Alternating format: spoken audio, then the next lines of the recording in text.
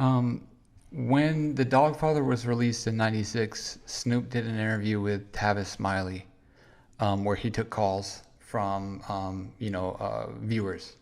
Were you able to see this, and did anything stick out to you as far as anything that Snoop talked about? Saw that interview, and if I could dance right now, I'll be up, be walking. I don't see walk, but I'll be up here dancing. Let me just say that. Taking a victory dance.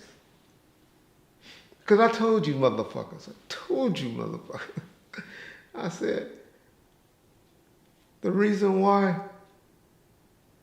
that there was a beef, it was mainly a beef with the PDs and the people that ran the radio stations and the magazines and stuff on the East Coast. Oh, Reggie, you always talking shit about the East Coast. You don't know what you're talking about. It's all I can hear y'all screaming in the comment section. You always blaming stuff on the East Coast. Man, they niggas was playing Death Row every time I got in the car. I heard New York stations playing this song and this song and this. I was like, no. Reggie lived 94, 95, 96. I was around this stuff. I know this stuff. Listen to what your boy had to say before he started deciding to rewrite history when he was the troop. Byron in California. We go now to Illinois to Tanya. Tanya, thanks for calling. You're on BET Talk. Yes, I want to give much props to BET and to you, Travis. To Snoop, I want to know, what is your relationship with Suge Knight and with Biggie Small? My relationship with Suge Knight, that's my CEO, my partner, my homeboy, my love, my business, my inspiration, my love. Biggie Smalls, he's an artist that I listen to his music, I love his work. There's no beef, it's nothing personal. I don't hate him and I don't disrespect him and I love what he do, you know what I'm saying? And it's just me, I'm just a smooth, peaceful individual. I don't have beef with nobody right now, baby. Speaking of Biggie, what's up with this East Coast, West Coast thing? Is this a media generated hype that continues to go on, or is there something to this? Where do you come down on this whole East Coast, West Coast conflict? Well, basically, my point of view on the whole East Coast, West Coast thing is that you have West Coast radio stations that play East Coast music nonstop frequently. It's a part of their programming. But when you go to the East Coast, and I specifically say East Coast meaning New York, radio stations don't play no West Coast music, but the streets buy West Coast music and support it to the fullest. So that leaves room for player hating, and it makes the East feel it's not cool to listen to West Coast music because they're not hearing it in the radio when the West is playing East Coast music and it's cool. So it's political. It's not the street rappers or the people that support rap. It's the people, the personalities in the radio station. What's behind these radio stations on the East Coast? You said New York, so let's talk about New York City. What's behind, you think, the politics of these radio stations on the East Coast not playing West Coast rap music like yours? I really couldn't tell you, you know what I'm saying? Maybe they don't have respect for West Coast rap. I don't know, you know what I'm saying? But I know the streets, the people in the streets of New York and the rappers out there as well, they love West Coast rap, they respect it, and they give us all our props. It's just the radio personalities. It's like I could go out of town in New York right now and go do a radio show, and they might only have one or two of my songs in there, but I can go to D.C. in a radio station, and they got every song I ever put out on a single. Yeah. Does it really bother you that they don't play it as long as the fans on the streets are still picking it up? No, it doesn't bother me, but it's a concern because they keeping the East-West rivalry going when people don't really know that it's not personally between rappers, it's radio stations, it's personalities involved, and politically speaking, it's something that we cannot even do nothing about, you know what I'm saying, as rappers. The only thing we could do to make it easy is get together and try to make songs and try to go on tour together and show that it's not a rivalry, it is peace. And that's, from my point of view, I got my hand out to any rapper that want to go on the road with me and make some money and make it happen. Sure.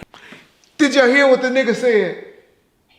Is that what Reggie been telling y'all and all y'all been calling me a liar and don't know what I'm talking about?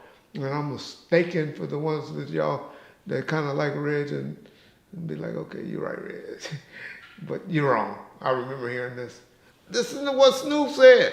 I'm just telling y'all, when I tell y'all stuff, I'm telling y'all from what we were thinking and what we was hearing and what we talked about in 94, 95. Not 2022 when I want to travel and I don't want to have 20 niggas with me and I just want to travel with me and my wife and 5 or 6 other people, so I want to be cool with everybody. That's what the nigga doing now. This is what he felt in 95. This is what we knew in 1995. This is what I be telling y'all when I be speaking on stuff. I don't be speaking on stuff that's going on currently and like that. I'll be telling y'all what, I'm here telling Theft Row 94, 95, 96, 97 to 2003 stories. That's what I'm here for. You don't want it, you want to hear about the Migos and all of that stuff in depth, and Drake new album that's fire. That motherfucker's fire. My boy that's behind the film right now, I don't know if I can mention his name, told me he even liked it. And he a white boy. And he loves Drake's new album. And he's a music head. Well, you're gonna like it today. But he even said it was fire. Maybe it was somebody else, maybe it was the barber.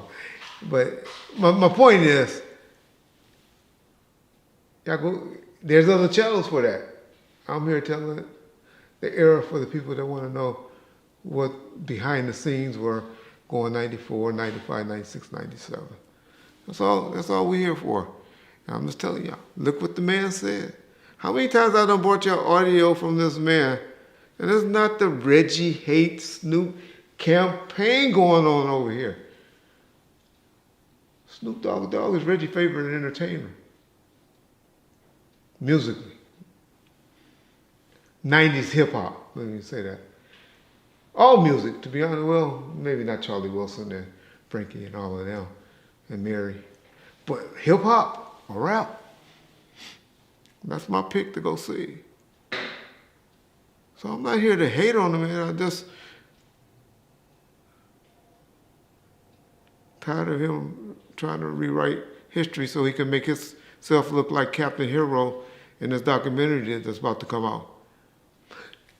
Don't blame him, because Suge would do the same thing. What I tell y'all, Suge ain't ready to do no Death Row documentary. He might be now. I don't know him right now.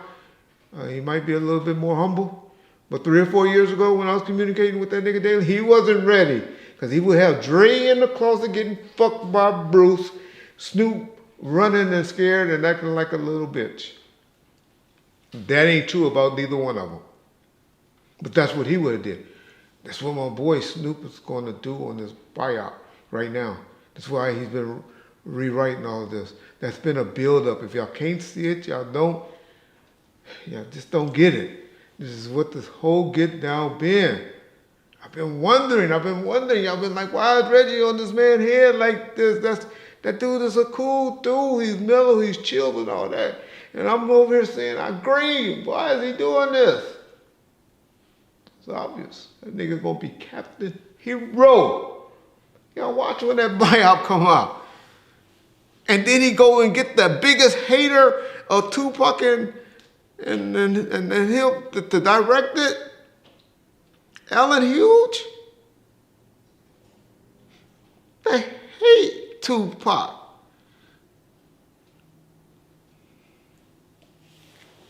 All right.